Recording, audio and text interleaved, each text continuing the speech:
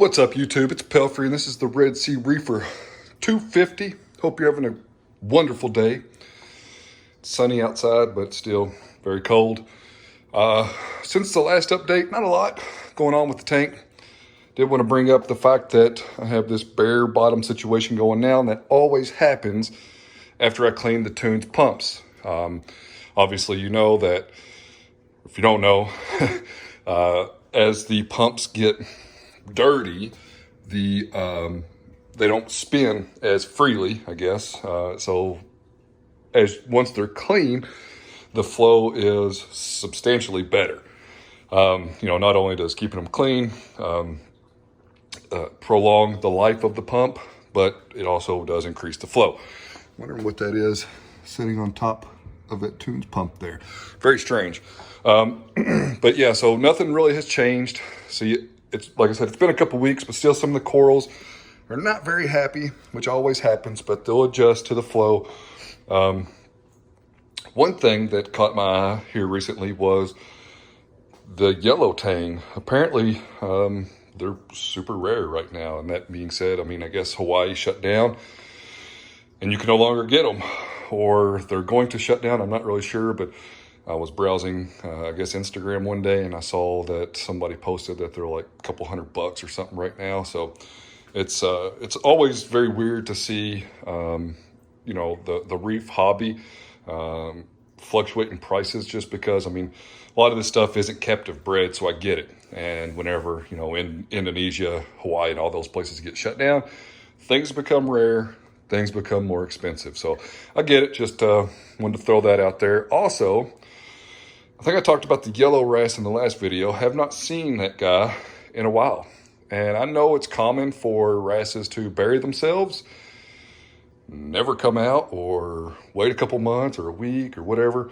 But it's been like 2 weeks now since I've seen that wrasse. And I don't know, there's no remnants whatsoever of the yellow chorus wrasse. So I have no clue what happened there. So I feel like I go on a little spurt there where a couple fish I add just do great, and then I start adding some other fish to the tank and they disappear, die, whatever. It's just one of those things. The coral beauty is my oldest fish in the tank, and then I only have the other two wrasses and the yellow tang in here. So trying to think what else I did. Do some maintenance on the Kamoer pump that does the Kalk wasser. Whenever I say maintenance, what I do is I fill up a cup, about like this cup right here, with like half vinegar, half water. And then I just run manual mode, run a couple 100 milliliters of vinegar through the dosing tubes, because you can see they get clogged up pretty quick. That Kalk wasser is pretty thick stuff.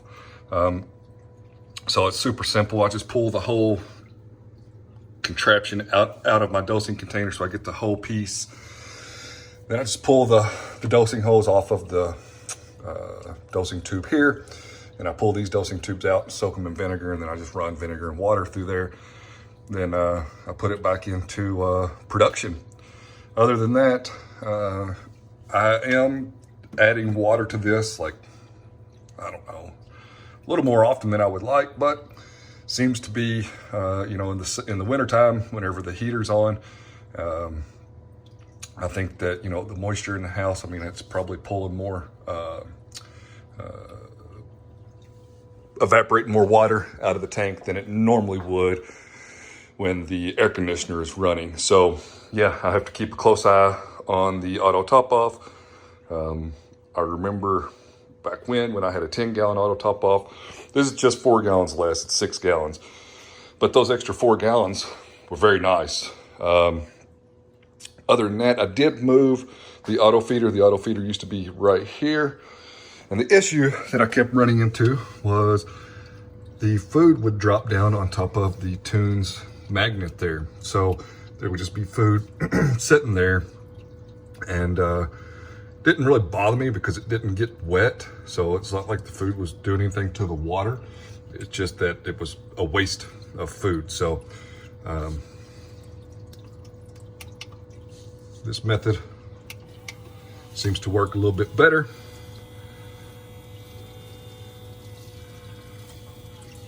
Drop some food in there. And then I do have a power head in here also. So soon the fish will, which I do have Reef Frenzy and some Benepets in there, but as you can see now, the fish are feasting on the pellets and it works out great. Like I said, I've gone back and forth with the auto feeder down here in the sump and on the light bar, and I like it down here because it's out of the way. But you know, either way works out perfect. I know there's a ton of people that have their auto feeder in the sump with no issues whatsoever. Something else that was interesting. So I was going through Facebook the other day, and somebody had a 20-gallon water box all-in-one tank, and I looked at it and I was like, huh. And it was cheap. I think he wanted like $125 for it or whatever, and I think it's like a $200 tank. But anyway, I looked at it for a moment and thought to myself, what could I do with that? Then I snapped back to reality because this is the only tank that I want to take care of. But I don't know. I just looked at it and I was like, huh. But I like all-in-one tanks, but I'm really a fan of sumps, especially my setup now because I'm not running a skimmer.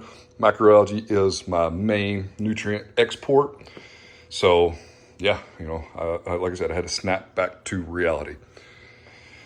So yeah, I think I've rambled on long enough now. I'll give you back some time.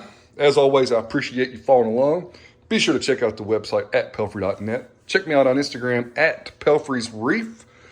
And I'll catch you on the next one.